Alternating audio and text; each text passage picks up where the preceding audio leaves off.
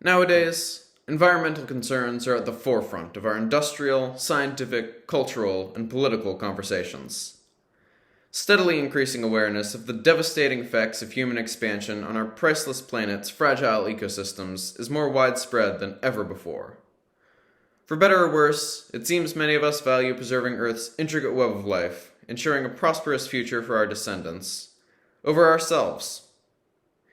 We benefit from this system, while observing it from a safe distance, with little regard for smaller organisms whose lives and deaths fuel it. If nothing else, I hope to illuminate the very real hardships they face, to craft a work of fiction that shows them the respect they deserve as the living fuel that powers the machine we all depend upon. Just as useful as it may be to view it as a singular system, we must also be willing to view it not as a harmonious whole, but as the collective, competitive struggle of billions of beings, who may at first seem alien, but upon closer inspection, aren't quite as different from us as we may wish they were. They don't want to be cogs any more than we do. Their sole objective is survival. For the past 2 years, my primary occupation has been an illustrated novel, which I began at the height of a fixation with arthropods. If memory serves me, I first conceived of it around 2 years ago, but it remains an ongoing project, which I suspect is about 3/5 of the way to completion. As far as its plot is concerned, the entire story is restricted to a remote tropical archipelago, home to an almost uncanny abundance of biodiversity. This entire network of islands was once not only heavily forested, but densely permeated with almost all forms of fungal and animal life imaginable. As if manicured by some intelligent entity, every living cog knew its place in the food web, and each lived at the expense of another. Millions of organisms were born, lived out their brutal, fleetingly empty lives, and were devoured by one another each day, each species ensuring that its own population limited that of the next and maintained the pristine condition of the superficial paradise. Alas, it was only a matter of time before this balance was disrupted. A rare genetic mutation has afflicted 22 species of arthropod, and though it cripples their wings and slows their rate of reproduction, it in turn lengthens their lives and grants them heightened intelligence. And it just so happens that the allianced victims of this mutation resent the merciless ecosystem whose food chain they have been cast at the bottom of. They consider the small number of species among them higher, while all other animals and fungi are viewed as lower. Those who do not consume their houses or food supplies feed on small arthropods like the higher species themselves. Since its founding, their great empire has been determined to exterminate all such nuisance lower beasts.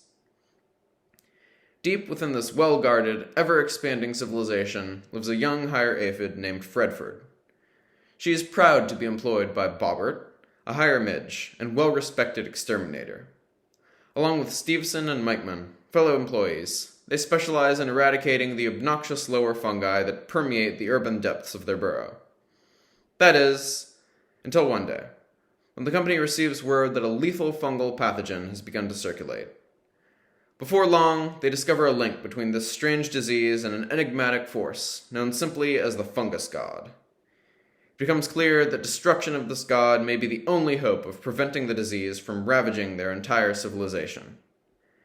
In search of this force, the ambitious Bobbert is quick to lead his employees on a perilous journey past the Empire's borders and through the uncharted jungles beyond. An extraordinary adventure ensues. Along the way, the pest controllers must not only outwit many rival exterminators who seek to dispose of this fungus god themselves, but they must also resist the full wrath of the ecosystem, all the while discovering the true nature of this god and the environment they despise so passionately. In constructing this story, I aim to apply anthropomorphism strictly where necessary, and elsewhere, educated guesswork about the nature of arthropod subjectivity. The ability of the higher species to manipulate their environment and construct shelters, tools, and semi-collaborative societies is undeniably human-like, but rudiments of such behaviors can be observed in the real insect world. And these anthropomorphic elements exist purely to ensure that this story remains at least somewhat engaging to humans. With regard to the psychology and sociology of the higher species, They appear capable of tackling logistical and ideological concepts beyond the scope of real-life arthropods, or at least most of them. Nonetheless, in many ways, they still do radiate stupidity. Bees, the arguably most intelligent insect group, have been proven unable to comprehend quantities greater than 4, and this inability is exhibited by my own protagonists. Beyond this semi-comedic element, their intelligence declines markedly when applied to dilemmas beyond their professional fields.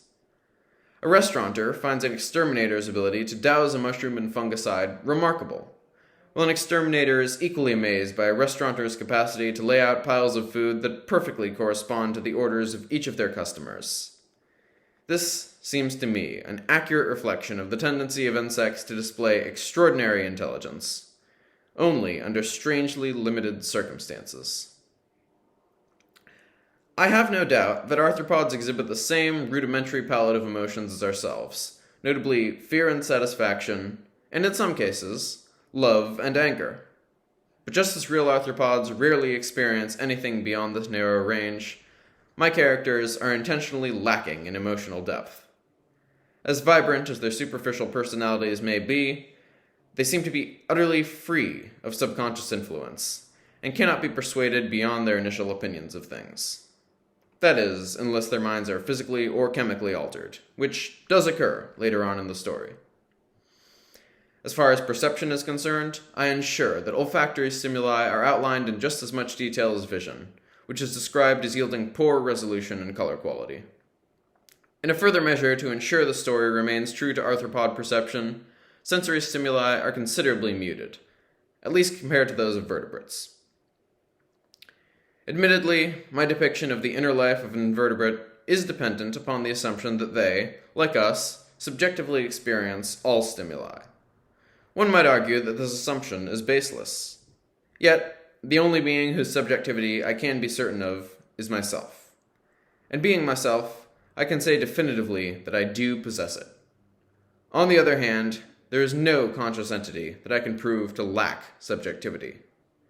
Given this limited amount of data, I operate under the assumption that, until I can find a compelling explanation of the mechanism of subjectivity, all beings who can perceive can also experience. My goal, in so carefully adhering to an at least somewhat realistic depiction of arthropod consciousness and subjectivity, is that my readers will come to care for and respect my characters on their own terms, ideally without the need to attribute an unnecessary amount of human characteristics to them. To hopefully amplify the authenticity with which the arthropod world is presented, this novel will be accompanied by dozens of illustrations, in which anatomical accuracy of the animals I depict is a top priority. Some may not find the magnified appearances of arthropods terribly aesthetically pleasing, but by confronting my reader with them nonetheless, my hope is that the aversion is eventually overcome. While I could stylize the appearances of my characters so as to make them more appealing to our human instincts, I view such distortion as disrespectful to the real-life counterparts of my subjects.